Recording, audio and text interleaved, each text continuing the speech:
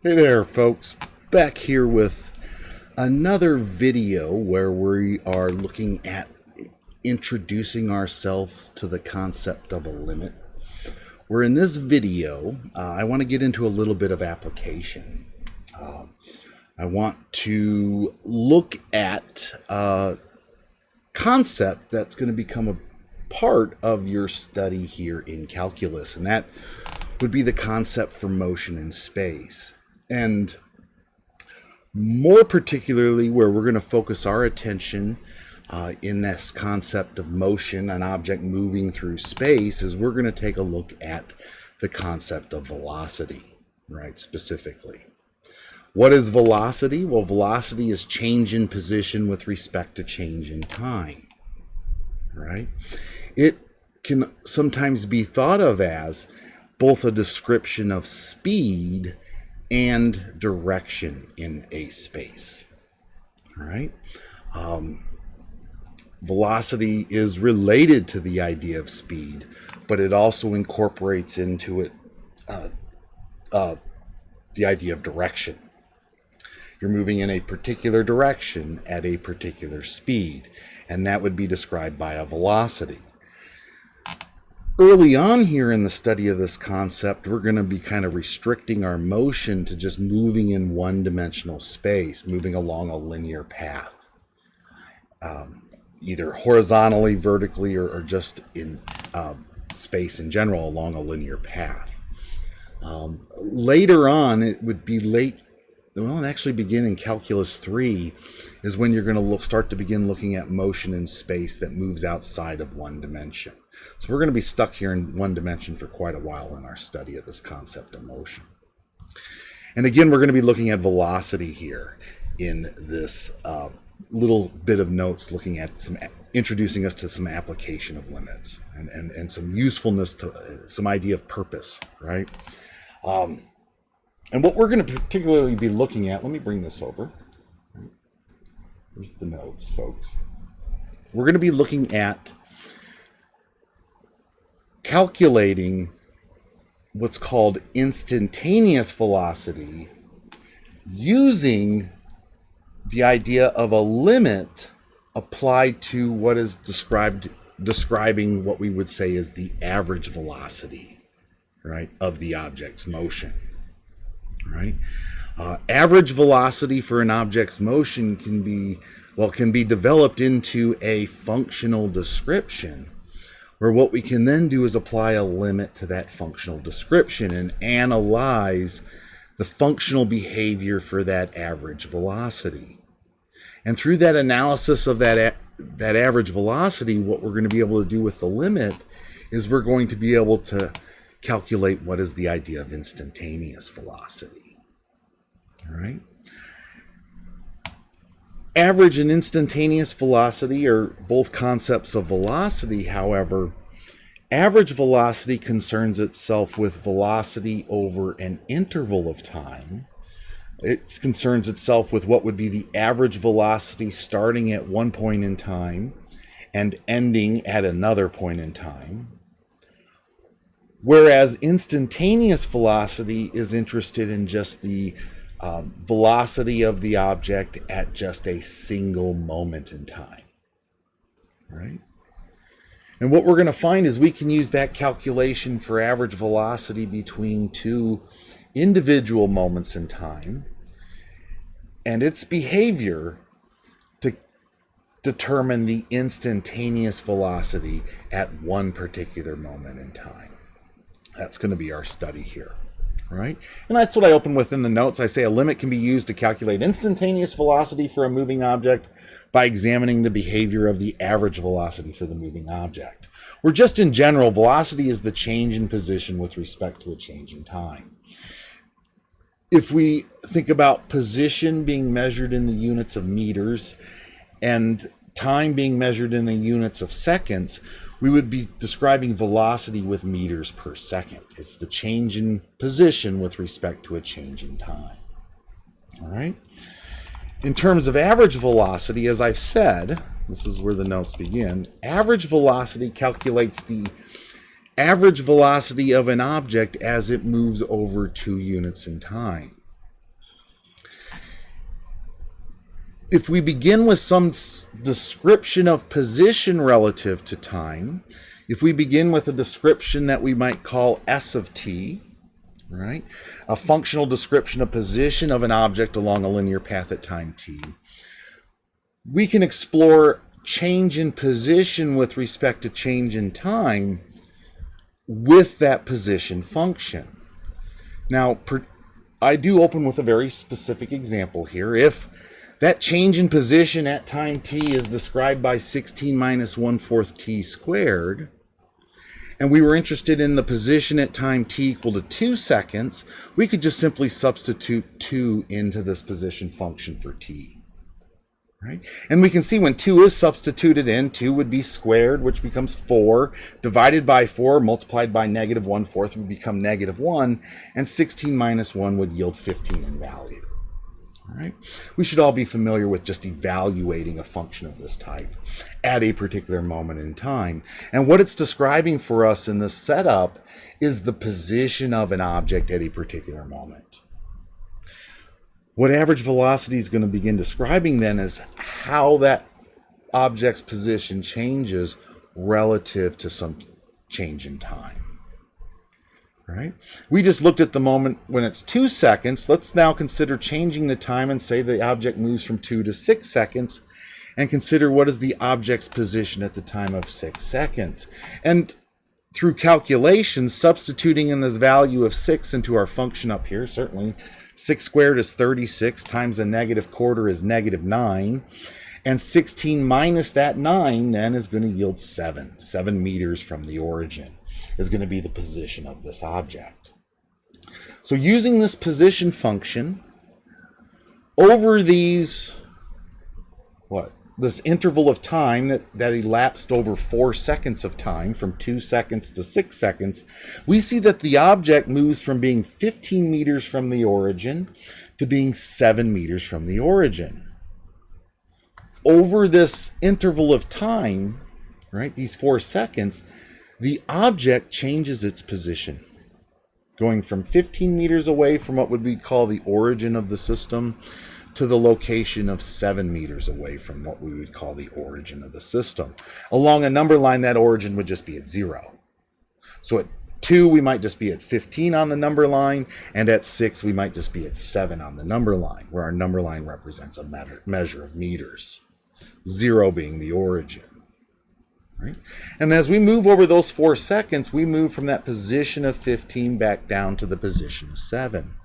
And the average rate of change, right, in velocity over that interval of time, right, can be calculated as follows. It really is just the difference in the positions, starting with the ladder difference, the value where we stop our motion, and taking away from that the position where we were at the beginning of our motion, which would give us negative 8 meters.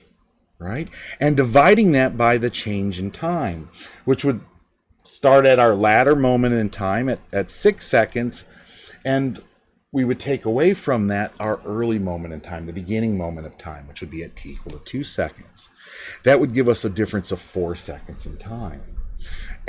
From 2 to 4 seconds, the object decreases by 8 meters. It goes from 15 meters down to 7 meters over those 4 seconds. In fact, we might come along and say here, this is negative 8 meters, right, over 4 seconds. All right. Which gives us, in the end, this average velocity, if we think about this V average as being our average velocity, of negative 2 meters per second. Negative 8 divided by 4 is negative 2. Over these 4 seconds of time, position is decreasing by 2 meters per second on average. So over 4 seconds, with an average change in velocity of being decreasing by 4 seconds, it goes down by 8 meters, which is what this calculation is highlighting. All right. In general,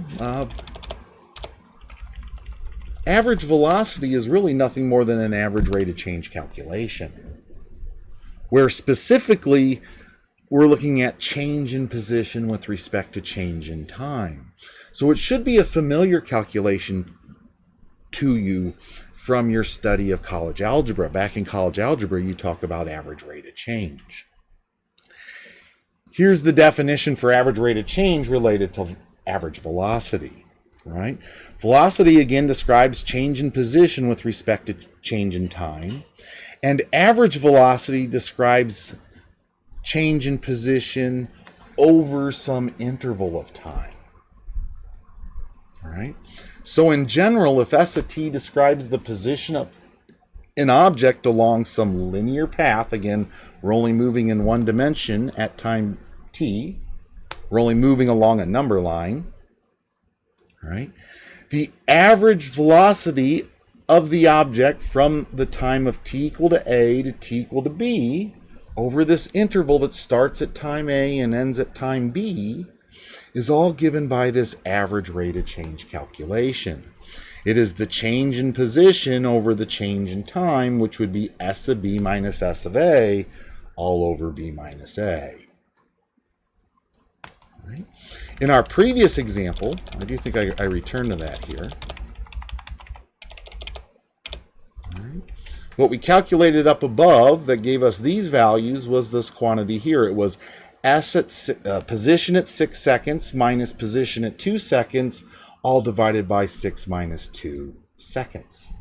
That's where we got the 7 minus 15 over the 6 minus 2. And that is why the order of the numerator, the 7 minus 15, results in a negative value. Right? We're not technically looking at anything in a reverse order. We are considering the position at 6 seconds and taking away from that the position at 2 seconds. But what is causing the negative is the motion is heading back and decreasing and heading back towards the origin of our system. All right? So this is the calculation we just performed above, specifically with these measures of position. Position at time b minus position at time a, all divided by the times b minus a. If we look at another example, all right, we could look at position at time 4 seconds.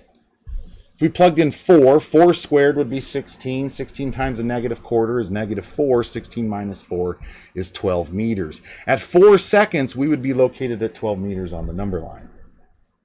All right? From 2 seconds to 4 seconds, we moved from 15 meters down to 12 meters. All right? The average velocity over those 2 seconds of time, this velocity average would be S of 4 minus S of 2 all over 4 minus 2, which would be 12 minus 15 over 4 minus 2, or would be negative 3 over 2. Negative 3 meters over 2 seconds, which results in an average velocity of negative 1.5 meters per second. All right. The object's position is decreasing by 1.5 meters per second when we just consider the change in time from 2 to 4 seconds. Our first example went from 2 to 6. We're only now going from 2 to 4. We can take that measurement for S of 4, though, and consider what is the average velocity from 4 to 6 seconds now. Well, that would be given by S of 6 minus S of 4, all divided by 6 minus 4. Where we've done these calculations already, we would yield 7 minus 12 over 6 minus 4, which would give us negative 5 meters over, I keep going down too far. The measure of negative 5 meters over 2 seconds. The change in position would decrease by 5 meters, where the change in time would increase by 2 seconds, which would give us an average velocity of negative 2.5 meters per second. From 2 to 6 seconds, we had an average velocity of 2 meters per second. For the first 2 seconds, from 2 to 4, we see an average velocity of negative 1.5 meters per second. And for the last 2 seconds in that interval from 2 to 6, from 4 to 6 specifically, we see an average velocity in negative 2.5 meters per second. Right? Where if we just take note and consider these from 2 to 4, or sorry, 2 to 6 overall, back to this interpretation, notice negative 1.5 and negative 2.5 when averaged yield negative 2 meters per second in their average. Right? The values of negative 1.5 and negative 2.5, right, do average at the value of negative 2. Right? So it does fit this calculation that we calculated initially for the times from 2 to 6 seconds. Right? That's the concept of average velocity. That really is nothing more than an average rate of change calculation, a calculation that you have performed before back in college algebra, a concept that you've seen before back in college algebra.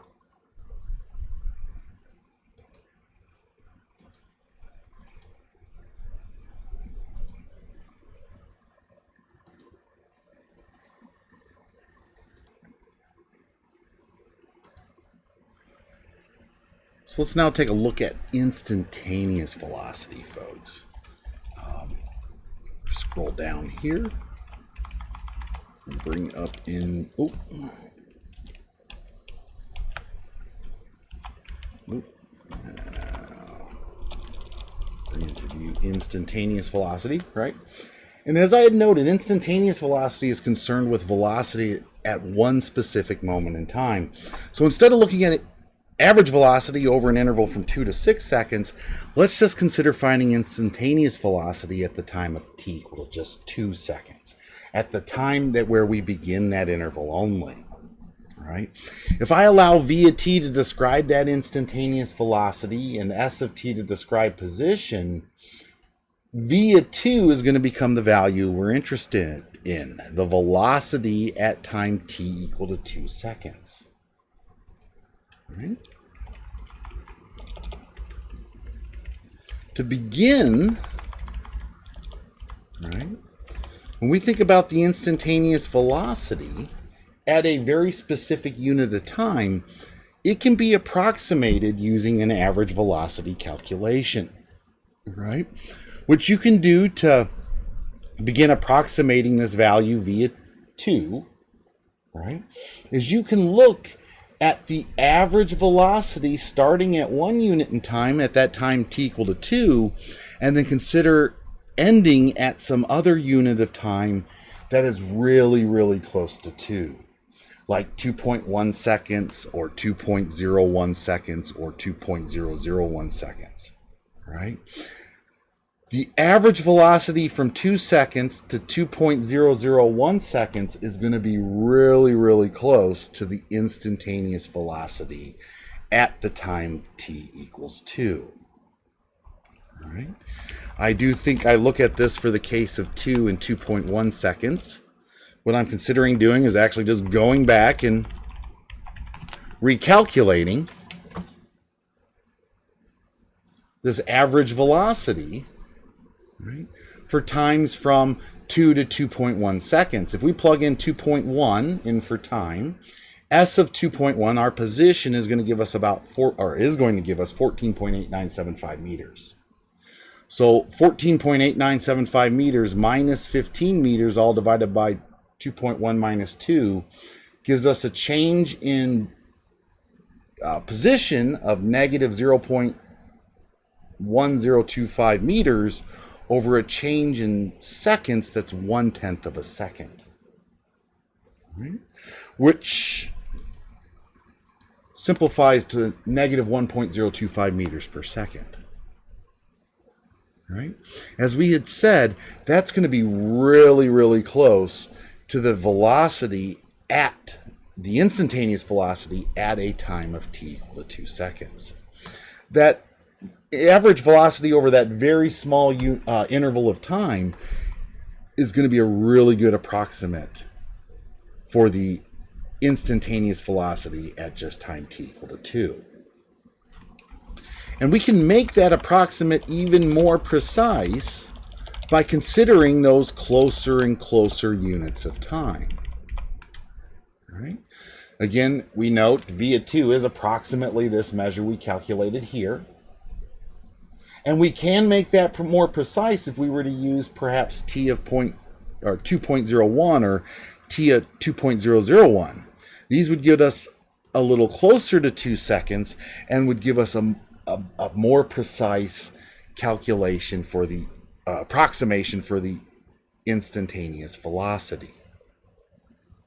Right? But you're always going to have an approximation when calculating this with strictly an average rate of change. All right? What we're looking to do is to become precise to the point that we give the exact instantaneous rate of change at a particular unit of time. All right? The exact instantaneous velocity, all right, at a particular unit in time. And the way we do that is we use a limit. This is where limits come into play now. Right? Limits are going to give us the ability to go from a really precise approximation to exactness. Right? Which is really powerful. It goes from a really good approximation to being able to calculate an exact value. And again, I go back to that's some of the essence of calculus is calculating these complex performing these complex calculations, right, with exactness by hand. And we're learning those techniques. And the way we're going to do that in this case is with the use of a limit. All right? A limit that we're going to apply to the function that's describing the behavior of the velocity average. All right? That average velocity starting at the time where we're interested in the instantaneous velocity, that would be at time t equal to 2, and ending not at a specified moment in time, but at an arbitrary one that we'll call b. All right? Where b could represent any one of these units of time that is pretty darn close to 2. It could be representing 2.1 or 2.01 or 2.001 or any unit of time really, really, really close to 2, as long as it's bigger or greater than 2. Right? And what we do to find instantaneous velocity is we take a limit of that average velocity, where in the limit we take this value of b and move it towards 2, getting closer and closer and closer. In a sense, setting up a limit where we force ourselves to move through these units of time and every other unit of time that gets really, really close to time t equal to 2. We set that all up right here. V of 2 itself is actually going to be equal to the limit, as in the velocity average function, the variable, the independent variable now is going to be that arbitrary unit of time, b. And we're going to take that independent variable and push it towards 2 from values greater than 2. And when we apply that limit to the velocity average for an arbitrary value of t equal to b for our latter unit of time, it's going to yield for us the instantaneous velocity at the moment we began, at time t equal to 2. This velocity at time 2. Now you go, well, how is that done? Well,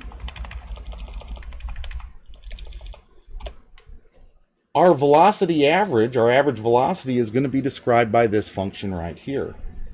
As you can see, it's actually just a function of b being the independent variable, and the output being s of b minus s of 2 over the quantity b minus 2. This being the entire output. All right? It'd be a lot like just saying this is all just a function of b, where we're going to take that function of b inside of our limit right here for this velocity average. We're just going to be looking at the limit as b heads to 2 from the right-hand side for f of b. All right. Now I don't want to leave that in there. Let me get rid of that. All right.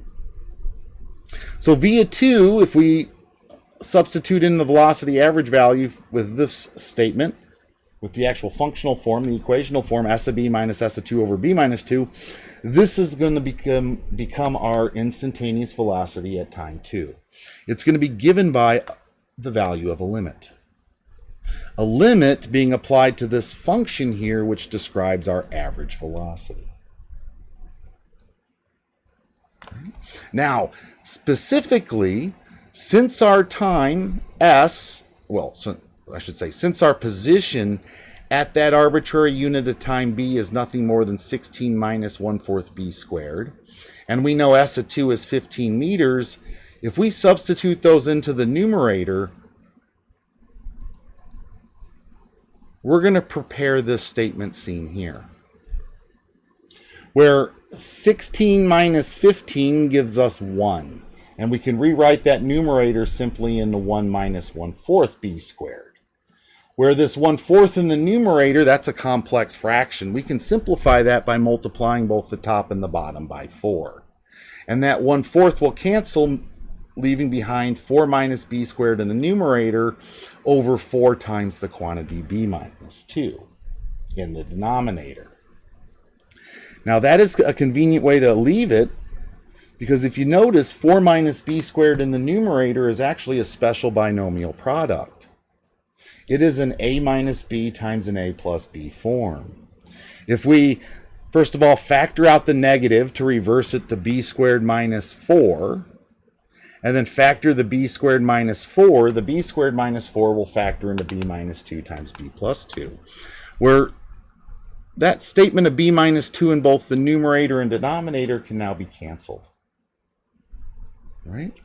Canceling those results is going to leave me with just negative times the quantity b plus 2 in the numerator, all divided by just this value of 4 in the denominator, which itself is really nothing more than just a linear function. A linear function with an independent variable of b. Right? And what we're interested in the end is really just what's the value of the limit as b heads to 2 from values bigger than 2 for this linear function. Right? And what we're going to take note on, or what we start to understand, or going to begin to understand, is that we need to analyze what's the behavior of a linear function as I get really close to 2. This limit is interested in how does this function behave, this linear function behave, as I get closer and closer to 2 for this value of b. And how a linear function would behave? Well, it would behave by just heading to the value that we would get for this output when b is the value of 2. And substituting 2 in here for b, we would have negative 1/4 times 2, which would be negative 1/2, minus another 1/2 would yield the value of negative 1. And in fact, that is the value of this limit. The value of this limit, right, is going to turn out to be the value of negative 1, right? It is the description of negative 1/4 b minus 1/2, where this b is approaching the value 2 from values bigger than 2. And because that's a linear behavior, right, it's going to just approach the value of this linear function at the value of 2. Right? It's all just going to equal the value of negative 1. Right? I think I finally say that here.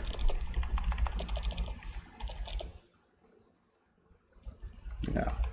And I do support that all with graphs, right? Note in this case, from t equal 2 to t equal b seconds, if the average velocity is described by this linear behavior, negative 1/4 b minus 1/2, and b is equal to 2, right?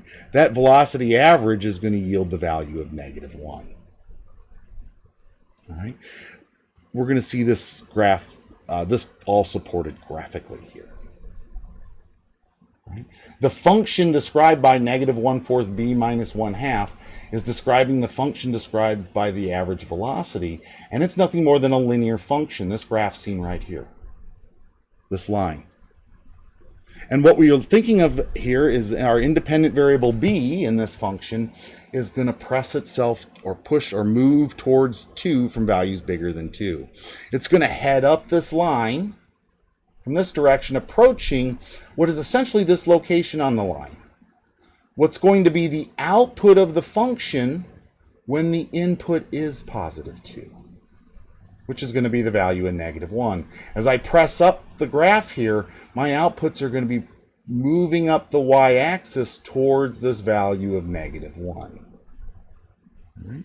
And is what's being described by the value of this limit. Right? We can see that also similarly in the table, starting at 2.1, moving to 2.08, moving to 2.06, and then 2.04, and then 2.02. We can see that velocity average begins to approach in the table, right, values that are really close to negative 1. Getting closer and closer and closer to negative 1 in our approach. Right. It can be concluded in the case of an object's position at time t described by 16 minus 1/4 t squared, the instantaneous velocity at time t equal to 2 via 2, right, is nothing more than negative 1. Negative 1 meters per second. Right. The object's position is decreasing instantaneously by 1 meter per second at the moment the time is equal to 2 seconds. Right. That's our interpretation for via 2. Right. And that's how we can use limits. Limits are applied to functions. They're a way of looking at describing the behavior of that function as its independent variable behaves this way. Right. And when looking at average velocity and making the independent variable the latter moment in time, the arbitrary value of b, and allowing that arbitrary value to move closer and closer and closer to the moment in time where we're interested in the velocity at time t equal to 2, right? The behavior of that average velocity function is going to tell us the instantaneous velocity. Right? And that limit is going to be extremely helpful. I do set this into a formal definition here, right? This is probably a new definition for you, right? If we let s equal to s of t and v equal to v of t describe the positions and velocities respectively along a linear path at time t, the instantaneous velocity for an object at time t, right? T equal to a, I should say, at a very specific moment, the instantaneous velocity at this very specific moment, this value v of a, in our example, a was 2, right, is going to be the limit as b approaches a from values bigger than a times the quantity, well, not times, being applied to the quantity given by the velocity average over this interval from a to b. It's going to be s of b minus s of a all divided by b minus a. B, however, again, is going to be your arbitrary independent variable in this setup. A is going to be the very specific moment in time where you're interested in finding the instantaneous velocity. All right. Let's look at one other quick example with this case. Let's do it again here for this exact same description of position, but let's consider finding the velocity at time 6 seconds. Right, a time of 6 seconds, v is 6. So in our definition here, our value of a is going to be 6. So I'm going to set up for, I should say, this value of a in our notation v of a, make that a 6. Make this value of a 6 in the calculation of our velocity average, and make this value of a 6 in our velocity average. And we see that set up right here. The instantaneous velocity at 6 seconds is the limit as b heads to, oh, and we missed this. This is also going to be set equal to 6. That a value there seen in the limit. And we're interested in the limit as b approaches 6 from values bigger than 6. For this velocity average calculation. All right? And what that's going to yield for us is instantaneous velocity. as that arbitrary value of b gets closer and closer and closer to 6 seconds, right, the average velocity is going to get closer and closer and closer to the instantaneous velocity. Its behavior is going to become more and more and more instantaneous. Right? If we go through the algebra here, right, S of b is just function S of t, where t is replaced with b. Notice, that's all I've done here, is replace this t with b. And then with that statement inside there, we can see just subtracting 7 will leave me with 9 minus 1/4 b squared. Multiply both the top and the bottom again by 4. It'll give us 36 minus b squared over 4 times the quantity b minus 6, where you really don't want to do any expansion. Because up in the numerator, if you actually factor out the negative and then factor the unique binomial product, you will get 36 minus b squared to factor into negative the quantity b minus 6 times b plus 6. Where over this factored denominator, also involving b minus 6, we can cancel these two common factors. Which again is going to lead us to this form of negative the quantity b plus 6 divided by 4, which is really nothing more than a linear description. The description negative 1/4 b minus 3/2. That's just another line. Our function of interest here is another line. And as b heads to 6 along that line from values bigger than 6, it's just going to approach what is really just going to be the output of that linear function at 6. Well, if I substituted in 6 here for b, 1/4 of 6 is 3/2, so I would have negative 3/2 minus 3/2, which would yield negative 3 in value. That negative 3 becomes the value of our limit. All right? Since this linear function approaches negative 3 as that b approaches 6, right? Maybe I should also say from values greater than 6.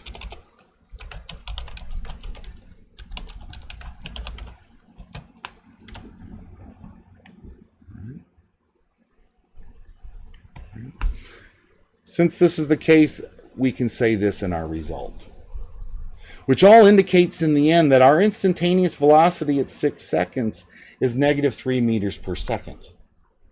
Or our instantaneous velocity is decreasing by 3 meters per second instantaneously. Or I should really say that's a bit redundant. Our velocity is our velocity at time t equal to 6 seconds is decreasing, right? That's what the negative tells us, is it's decreasing at 3 meters per second. That's how I read this statement. Our instantaneous velocity at 6 seconds is decreasing at 3 meters per second. That's all an instantaneous change, an instantaneous velocity. Right? Again, you can support this both graphically and numerically. I don't think nobody would argue that if you graph this function, that graph would be linear. It's a linear function with a slope of negative 1/4 and a y-intercept of negative 3/2. Its graph would be linear. So if I approach 6 on that linear graph, that's just like plugging 6 into this function. Substituting 6 into this function is just going to yield negative 3 for me. So negative 3 becomes the value of that limit. Now, I will tell you, we're going to go a little bit more formally into evaluating limits, right? I will say sometimes it is just that easy. Sometimes it is just as easy as taking this number here in our limit and substituting it into the function that we're applying the limit to for the variable value, at the location of that variable. But we're going to learn, only going to be true in the case for continuous functions. If we encounter discontinuity in our functions at a value that we're approaching in our limit, things are going to be a lot different, and the calculations of our limits are going to get a little bit more complex. And that is actually where we're heading in the notes, folks, is our next section. This does end this section of notes. Our next section, if I bring it into view here, is going to be looking at evaluating limits. All right, so we're going to get into that idea here next. All right, that'll be my next video. All right, but I'll end that for now. We're right at the 40-minute mark, and I'll post this video up, folks, and I'll see you in class this week. So you'll all have a great day.